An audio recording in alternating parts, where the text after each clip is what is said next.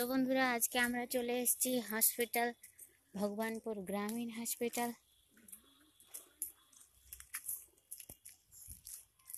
তো এই আমি এখন হেঁটে হেঁটে যাচ্ছি। তো আজকে একটা সুতির শাড়ি পরে এসেছি, আর প্রচণ্ড রোদ। আর এই হচ্ছে হাসপাতালে প্রতি মাসের 9 তারিখ তো ভগবানপুর গ্রামীণ হাসপাতালে গর্ভবতী মহিলাদের দেখার জন্য ডাক্তারবাবু আসেন তমলুক থেকে।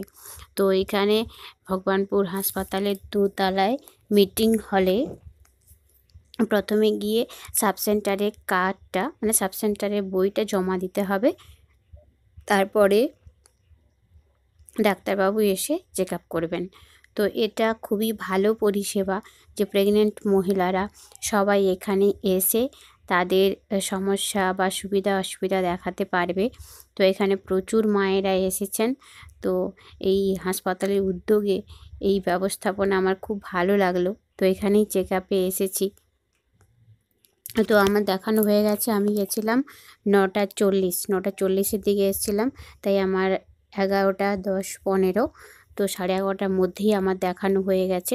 আর সঙ্গে আমার আশা দিদিমণি আমাকে সঙ্গে নিয়ে এসেছিলেন, আর আমার খোকাবুও এসছে সঙ্গে।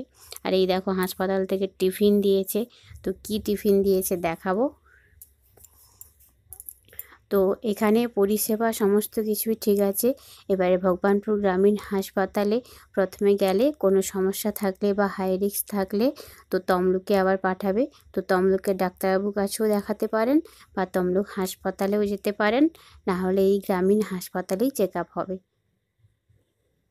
তো বন্ধুরা, আজকে আমি গেছিলাম ভগবানপুর গ্রামীণ হাসপাতালে চেক আপের জন্য। তো আমার খুব ভালো লাগলো। ওখানে গর্ভবতী মায়েদের টিফিন দেয়া হচ্ছে। প্রত্যেকে সাবসেন্টারে বই জমা দিয়ে প্রথমে নাম লেখাতে হয়, তারপরে ওখানে চেক আপের পর সবাইকে টিফিন দিচ্ছে। টিফিনে কি দিয়েছে দেখো, একটা কলা দিয়েছে, আর দিয়েছে একটা বিশাল বড় রাজভোগ, আর দিয়েছে পাউরুটি। তো অনেকক্ষণ সময় ওখানে বসে থাকতে হয়। আমি গেছি প্রায় 9:45-এর দিকে। আমার ডাক্তার দেখানো সম্পূর্ণ হয়েছে 11:30-12টার দিকে।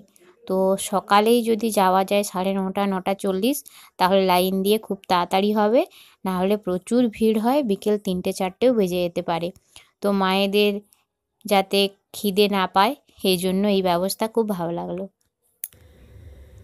তারপরে বাড়ি চলে এসেছি। এখানে দেখো একজনের বাড়িতে গোপাল ঠাকুর এসছে, কানাইলাল ঠাকুর, গৌরাঙ্গ মহাপ্রভু। তো প্রসাদ খাওয়ার নিমন্ত্রণ। তো ঠাকুর এসছে, প্রণাম করে নিই, তারপরে প্রসাদ খেয়ে নেবো সবাই।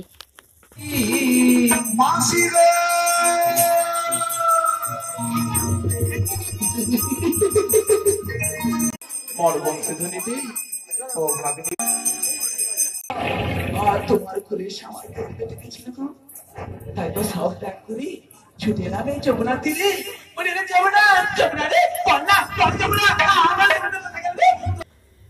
প্রসাদ খেতে বসে পড়েছে সবাই, গ্রামবাসী সবাই এসছে।